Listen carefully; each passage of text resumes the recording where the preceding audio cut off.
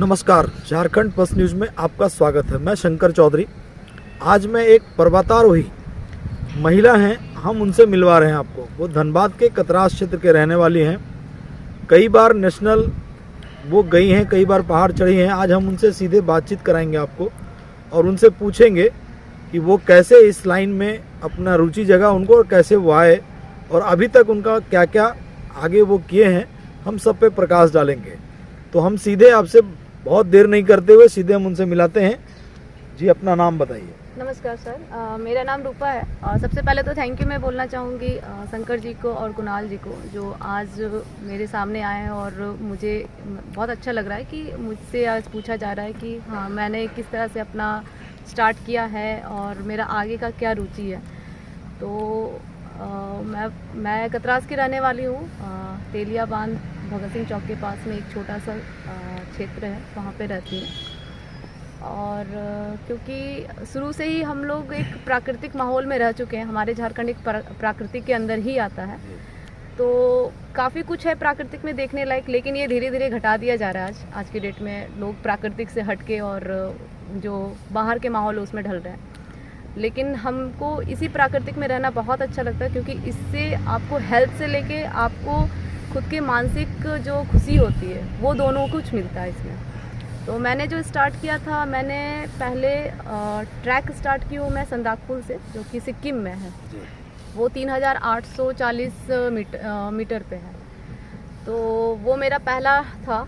इसके पहले मैं ये बता दूं कि मैंने जब ट्रैकिंग स्टार्ट नहीं की थी, जब तो मैं फैमिली और फ्रेंड्स के साथ में टूर पे जाने का कोशिश किया करती थी।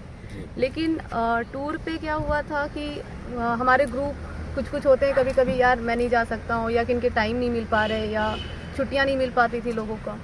तो हमने ये फिर मैं छोड़ के और फिर मैंने अपने भैया से डिस्कस किया कि क्या किया जाए। मेरे को तो घूमने का मतलब इस तरह से ट्रैक वगैरह करने का बहुत शौक है, तो मैं अकेले कैसे जाऊँगी, क्योंकि मैं एक लड़की हूँ। सबसे बड़ी बात यहाँ पे ये उठती है कि एक लड़की कहाँ जा सकती है।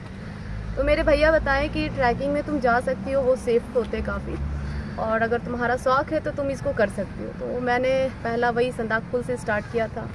और आज के डेट में मैं लास्ट 15 अगस्त को 2022 में 6111 मीटर पे, जो कि यूनम पिक है आपका हिमाचल में, मैंने वहाँ पे फ्लैग होस्ट किया था। और हमारा फ्लैग था 280 फीट का।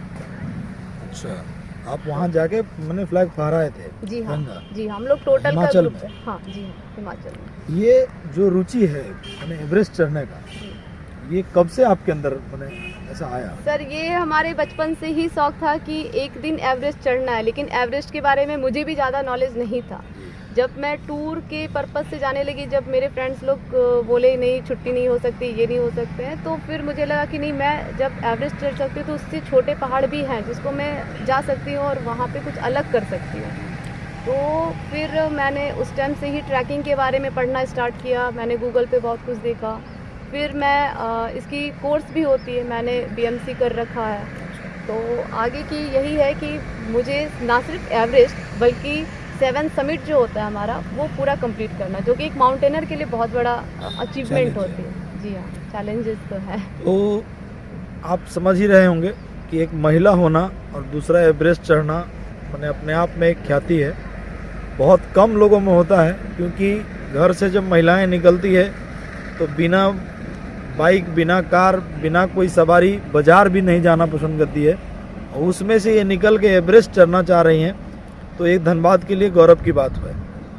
इसीलिए हम भी प्रयास किए कि हम सीधा आपको इनसे मिलाएं, और आज हम उसी कड़ी में लिलोरी स्थान जो पार्क है, हम वहाँ से आपको ये संवाद प्रकट कर रहे हैं। इसलिए यहाँ जगह चुनने का भी एक मकसद था। या तो हम इनके घर भी जा सकते थे, या हम अपने यहाँ भी इनको बुला सकते थे स्टूडियो में, और वहाँ बैठ के भी हम बोल सकते थे। लेकिन इनका जो प्रेम है मैंने गाछ वृक्ष से, इनकी जो प्रकृति से प्रेम है, इनकी जो एवरेस्ट पे चढ़ने की जो एक इच्छा है, कई आगे जाना चाह रहे हैं, कई ये है उनका अलग अलग श्रेणी है, वो श्रेणी में ये पार करना चाह रहे हैं। जैसे अभी बताए कि हम वहाँ तक जाना चाह रहे हैं जहाँ एक माउंटेनर का हार्दिक इच्छा होता है, मैंने एक चैलेंज एक्सेप्ट कर रहे हैं। तो हमें भी लगा कि एक प्रकृति के गोद से ही हम इनका इंटरव्यू करें, और इसीलिए हमने पार्क को ही चुना। पार्क चुनने का मकसद मेरा केवल यही था कि हम प्रकृति के गोद से ही इनसे बात करें, ताकि ये जिस नेचर से ये तैयार हो रहे हैं और उसी नेचर में हम भी इनसे बात करें। तो रूपा जी, हम यहाँ आपको केवल इसीलिए बुलाए थे, कम से कम आपकी नेचर में हम बात कर पाएँ, ठीक है? जी। और आपको शायद अच्छा भी लग रहा होगा, बहुत क्योंकि अच्छा, स्टूडियो में बैठ के और घर में बैठ के अच्छा है कि हम पार्क में बैठे हैं। तो हम थोड़ा और ये जानना चाहेंगे कि एक सामान्य वर्ग की जो महिला होंगी, जैसे आप काम कर रहे हैं, एवरेस्ट चढ़ने का प्रयास कर रहे हैं, कई बार आपने किया है, एक सामान्य महिला होगी, वो अगर ऐसा सोचती है, ठीक है, तो वो क्या क्या सोच सकती है और कैसे कैसे वो करेगी, थोड़ा इस पर सर, मैं सबसे पहले ये बोलूँगी कि मैं भी एक सामान्य लड़की हूँ, मैं भी एक छोटे से घर से बिलोंग करती हूँ। तो अगर जिनकी चाहत जो रहती है, जैसे मेरी चाहत थी कि नहीं, मुझे प्राकृतिक के बारे में सोचना है, मैं प्राकृतिक के माहौल में ही रहना चाहती हूँ, तो इस तरह से हर महिला जिनकी जो शौक़ है, मैं ये नहीं बोलूँगी कि सिर्फ पर्वत पे ही, जिसमें जो शौक़ है, आप उस शौक़ को आगे बढ़ाने की कोशिश कर सकती है। थोड़ा मेहनत लगता है, थोड़े लोग आपको कोसते हैं, मेरे साथ भी हुआ है, बहुत कुछ हुआ है, इनफैक्ट अभी भी होता है, बट ठीक है, मुझे करना है, मैं गलत नहीं हूँ, तो मैं आगे बढ़ सकती हूँ और मैं करूँगी। ये सभी को गार्ड बना लेना चाहिए। अभी लगातार कितना वर्ष से आप इसमें प्रयत्न कर रहे हैं? सर, मैं अकेले 2017 से स्टार्ट की हूँ और मैं हमेशा ही मेरा ये सोलो ट्रैक रहता है। मतलब मैं हमेशा ही अपने एरिया से अलग अकेले जाती हूँ, जहाँ मेरे कोई फ्रेंड नहीं होते हैं, बट हाँ, वहाँ जाने के बाद मैं अपने दोस्त बना लेती हूँ और मैं अपना जो मेरा अचीवमेंट होता है वो मैं अचीव करके आती हूँ। अभी वर्तमान में क्या कर रहे हैं रूपा जी आप? मैं एक प्राइवेट कंपनी में जॉब करती हूँ। प्राइवेट कंपनी में जॉब करते जी। हैं? वो जॉब से छुट्टी मिल जाता है कि ये सब करने के लिए? नहीं, छुट्टी तो नहीं मिलती, बट हाँ, नो वर्क नो पे वाली हिसाब होती है हमारे अच्छा, साथ। जिस दिन आप नहीं गए वो पैसा नहीं नहीं मिलेगा? मिलती। तो आपको जब वो यात्रा करना पड़ता है तो आप अपने यात्रा में उसको छोड़ते हैं, उतने दिन का रेस्ट लेके फिर अपना यात्रा करते हैं और वापस आके फिर नौकरी ज्वाइन करते हैं। बिल्कुल। बहुत बहुत धन्यवाद। अब इनसे हम एक जिज्ञासा करेंगे कि ये सब जो काम करना बहुत ही कठिनाई का काम है और इसमें बहुत ही दिक्कत बाहरी लोगों से तो जो आता है, कई तरह के लोग कमेंट भी करते हैं कि ये सब क्या कर रही है, लड़की है, मैंने ये सब कोई बढ़िया काम नहीं है, मैंने इस तरह का बहुत तरह का बात आता है। लेकिन कभी कभी ये होता है कि घर से भी थोड़ा प्रेशर रहता है, बहुत जगह तो सपोर्ट रहता है, बहुत जगह सपोर्ट होने के बाद भी एक डर बना रहता है, मैंने माँ पिताजी के अंदर या भाई या घर के और भी सदस्य हैं कि भाई ये पहाड़ पे जाएगी, अकेले जा रही है, इसके साथ कौन होगा, कौन रहेगा, वहाँ जाके ऑक्सीजन की कमी होगी तो फिर वो कैसे करेगी। कभी कभी आप देखे होंगे न्यूज़ में, बड़ी बड़ी न्यूज़ में दिखाई देता होगा आपको कि लोग केदारनाथ, बद्रीनाथ गए हैं, कोई ऐसे अलग पहाड़ पे गए हैं और वहाँ अचानक से वो ज़मीन खिसक जाता है पहाड़ का, और वो जब ज़मीन खिसकता है तो रोड पे आ जाता है। अब जब वो लोग पर्वतारोही जब ऊपर चढ़ रहे हैं तो ऊपर हैं और वो जहाँ हैं अगर वहीं ज़मीन खिसक गया तब तो कई लोग उसी ज़मीन में समा जाएंगे। तो ऐसा भी मैंने डाउट हमेशा बना रहता है, तो इसलिए घर परिवार को थोड़ा चिंता रहता है। हम उसी विषय में थोड़ा बात करेंगे कि आप यदि रूपा जी अगर गए और आपके साथ कई लोग वहाँ होंगे, दोस्त यार सब जो चलते हैं, पर्वतारोही लोग बहुत रहते हैं, और अचानक ऐसा हादसा होता है पहाड़ों पे, तो उस समय अपने आप को कैसा महसूस करते हैं और कैसे सेव करते हैं? सर, डर तो रहता है हम लोगों को भी, लेकिन एक हम लोगों का जो कोशिश रहता है कि नहीं, हमें अपने देश की तिरंगा को ऊपर में लहरा के आना है, तो वो एक अंदर से अपने आप में एक मजबूती देता है कि नहीं, हम कर सकते हैं। और जैसा आप बताएं कि अपने आप को कैसे सेव करते हैं हम लोग, तो हम लोगों को ट्रेनिंग दिया जाता है इसके प्रति पूरा ही। तो उस ट्रेनिंग के दौरान बताया जाता है कि जब हम लोगों का लैंडस्लाइड होता है या ग्लेशियर जब गिरता है तो हम लोग अपने आप को किस तरह से बचा सकते हैं।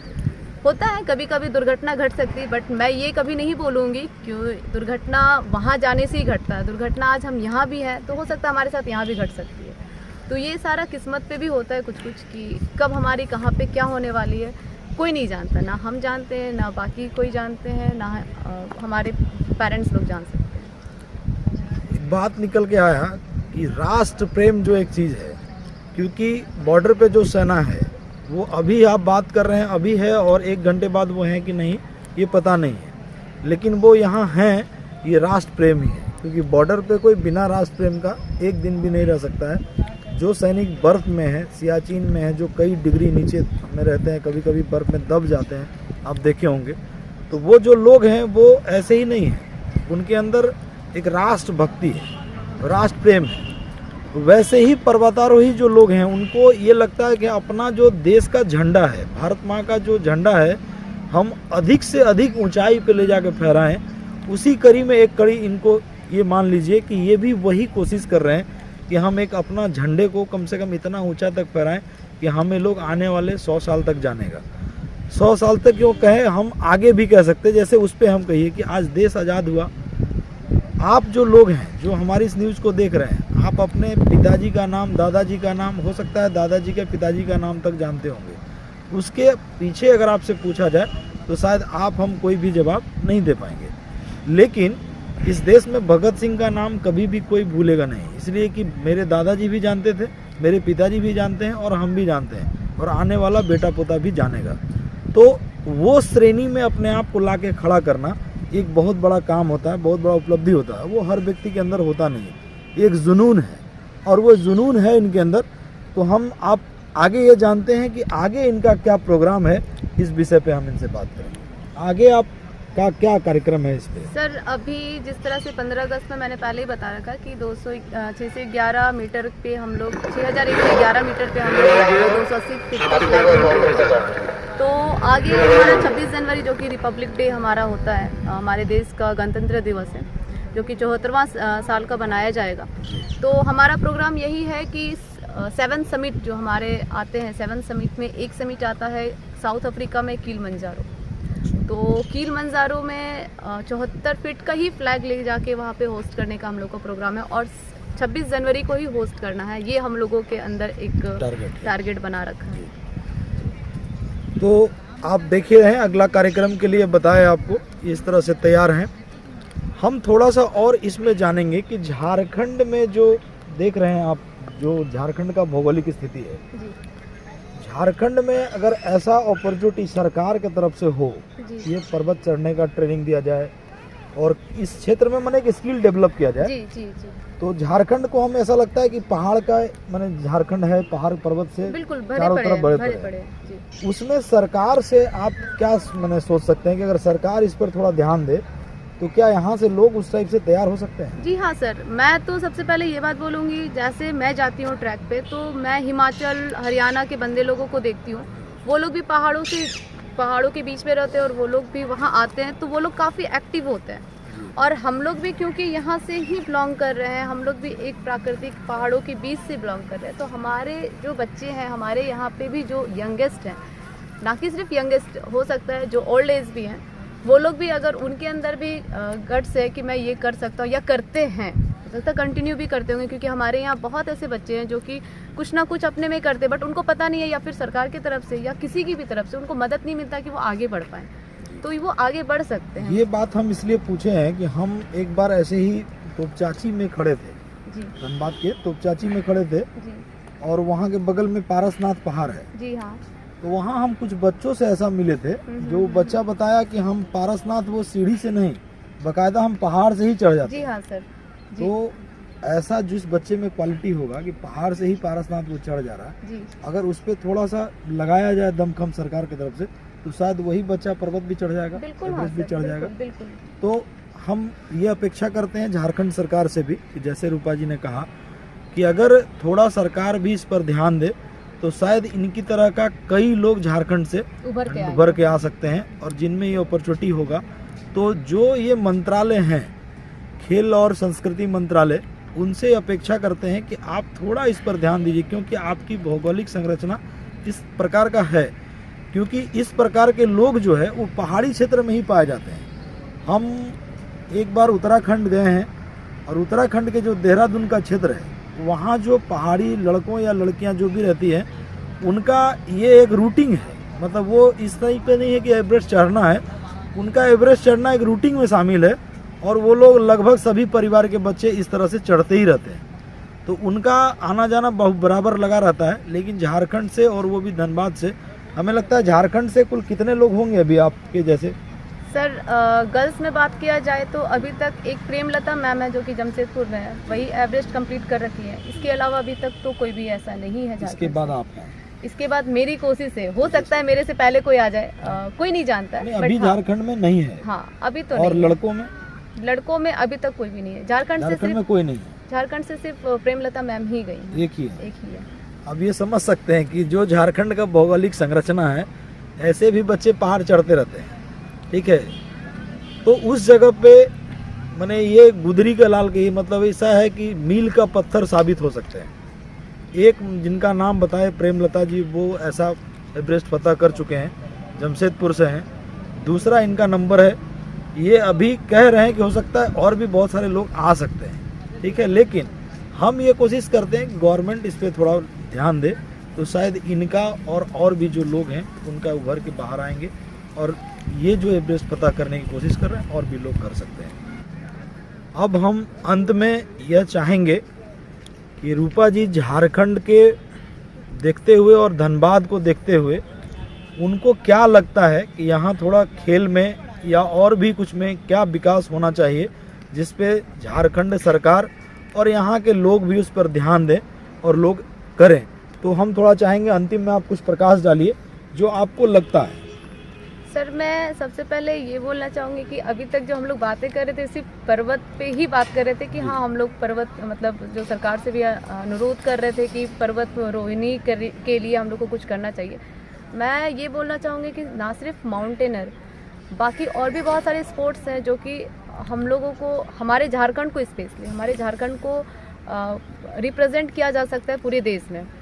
तो जिस तरह से रनिंग है, स्विमिंग है, ये सब चीज़ की यहाँ पे ट्रेनर तो मुझे नहीं दिखा है। हो सकता है बाकी किसी को पता होगा, बट मैं नहीं देखी हूँ अपने एरिया में कहीं भी कि किसी को कोई ट्रेनर है जो कि ट्रेन कर सकते हैं बच्चे को और ओलंपिक लेवल तक खिला सकते हैं, क्योंकि ये सारे खेल ओलंपिक लेवल तक हैं। तो ये आपकी जो पर्वतारोही वाला है ये ओलंपिक में ये अभी ऐड नहीं किया है। क्लाइंबिंग किया गया है बट माउंटेनरिंग नहीं किया गया है। तो क्लाइंबिंग भी क्योंकि हम लोग पहाड़ों से गिरे हुए हैं, तो क्लाइंबिंग भी सिखाया जा सकता है बच्चे को, जो कि ओलंपिक लेवल पे है। हमारे झारखंड, हमारे धनबाद को रिप्रेजेंट किया जा सकता है। तो ये डिपेंड करता है सरकार पे हमारा कि वो किस हिसाब से इनको लेते हैं और किस हिसाब से हम लोगों को दे रहे हैं। बस मैं यही बोलना चाहूँगी। आप सरकार से जो ये काम कर रहे हैं आप, उसमें आप सरकार से कुछ सहयोग चाहते हैं क्या? सर, अगर देखा जाए तो बाकी सारे स्टेट से सरकार उनकी मदद करते हैं। हमारे झारखंड से अभी तक तो नहीं मुझे कहीं दिखा है, तो मैं अनुरोध यही करूंगी कि हाँ हमें भी कुछ सहयोग करें ताकि मैं आगे बढ़ने का कोशिश कर पाऊँ, क्योंकि एक यही गेम है जिसको भी एक स्पोर्ट्स में लिया जाता है और एक ऐसा स्पोर्ट्स है जो कि सबसे ज़्यादा महंगा में बोल सकते हैं। हर एक चीज़ तो काफ़ी अभी तक आप अपने सहयोग के लिए सरकार के किसी प्रतिनिधि से मिले हैं? सर, अभी तक मैं नहीं मिली थी, क्योंकि जैसे मैंने बता चुकी हूँ कि मैं रिपब्लिक डे में इंटरनेशनल क्लाइंब करना जाना चाहती हूँ। इसके लिए मैंने सरकार से मिल रखी हूँ, मैं मिली भी हूँ, मैंने बहुत सारे एप्लीकेशन भी डाल रखा है, बट अभी तक मुझे कोई पॉजिटिव रिजल्ट नहीं मिला है। जबकि मुझे 15 दिसंबर तक में सारा कुछ फाइनल करके और वीज़ा के लिए अप्लाई करना है। झारखंड सरकार में एक खेल पोर्टल है, अभी नया बना है और वो ऐसे ही खेल के जो खिलाड़ी लोग हैं उनके लिए वो कार्य कर रहे हैं। तो मेरा एक अनुरोध होगा कि आप उस खेल पोर्टल को देख के और अपनी कुछ योजना उन तक पहुंचाइए। हो सकता है कि जब उनके मंत्री तक ये बात पहुंचे तो शायद आप तक बात वो आए और आपको अगर बुलाया जाए तो फिर आप जाके मिल लीजिए। सर, मैं रांची भी गई हूँ, खेल डायरेक्टर से मिल के आई हूँ, लेकिन मुझे अभी तक कोई पॉजिटिव रिजल्ट नहीं मिला। चलिए, थोड़ा सा मैंने क्या कहेंगे उदास है, मतलब उस खेल के प्रति भावना बहुत है, जुनून है, राष्ट्र प्रेम है, और ये सब होने के बाद भी ये स्थिति में है कि प्राइवेट नौकरी करते हैं और जब भी इनको मौका मिलता है माने पर्वत चढ़ने का तो वो नौकरी से छुट्टी लेते हैं। और ये स्थिति है कि नौकरी ऐसा प्राइवेट जानते ही है कि नो वर्क नो पे, जिस दिन आप नहीं जाएंगे उस दिन पैसा नहीं मिलेगा। तो कम से कम वो उतना कभी कर रहे हैं कि रेस्ट लेके और फिर वो पर्वतारोही जाते बनते हैं, चढ़ते हैं, फिर आके वापस नौकरी करते हैं। तो मेरा यही सोच है कि जिस व्यक्ति में इतना जुनून है, उसमें भी महिला अगर वो डेवलप होना चाह रही है तो सरकार का ये काम है, ये कर्तव्य है कि कम से कम उन तक ये बात पहुँचे। तो इनको एक ऐसा व्यवस्था दिया जाए झारखंड की तरफ से कि आप ये एक झारखंड के लिए मिसाल नहीं, पूरे भारत के लिए मिसाल बने। और फिर वो झारखंड से, जैसे आज झारखंड का एक लाल धोनी जो पूरे वर्ल्ड जानता है, तो हम दूसरा धोनी, तीसरा धोनी भी, चौथा धोनी भी तैयार कर सकते हैं, बशर्ते कि थोड़ा सरकार का ध्यान उसकी ओर जाना चाहिए। दूसरा एक चीज़ है कि आप जब इनको तैयार करेंगे तो आपके टीम में ये शामिल होकर फिर ये कई लोगों को तैयार कर सकते हैं। तो थोड़ा उस पर भी चिंतन करिए, और उस जिस भी मंत्रालय का ये काम है वो मंत्रालय से आग्रह है हमारा कि उस पर अगर आप तक बात पहुंचती है तो थोड़ा सा इस पर ध्यान दीजिए। धन्यवाद।